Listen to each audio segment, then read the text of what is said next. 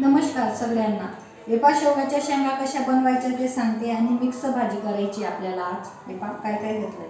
Vapour 4 शेंगा होत्या शेवगाच्या, मी चिरून घेतलेल्या आहे, अशा कापून घेतल्या। परत वाटाणे, परत बटाटे पण असे चिरायचे, असे लांब लांब काप करायची। साहित्य घेतलेले आहे 2 कांदे, अद्रक आहे, लसूण आहे, लसूणची पात आहे, कोथिंबीर आहे। परत मी खोबरं घेतलंय, टमाटा किसून घ्यायचा, पूर्ण हे दळून घ्यायचं। मी तेल घालते कढईत। आपला मसाला वाटून झालेला आहे, टमाटा किसून झालेला आहे। आता मी पहिल्यांदा जिरं घालते, तिखट घालते, मसाला आहे काळा, हळद थांबते, अशी चाळून घ्यायची मस्त।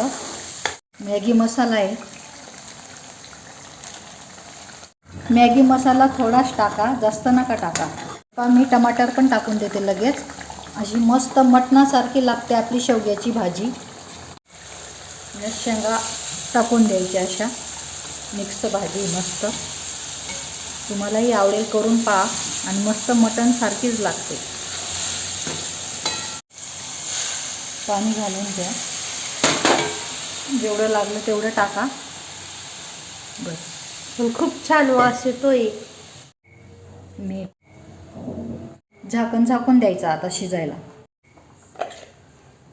मस्त गरमागरम रस्सा आणि मस्त तरी, हे पहा किती भारी आलेली आहे। चला आता मी तुम्हाला खाऊन दाखवते कशी बरं।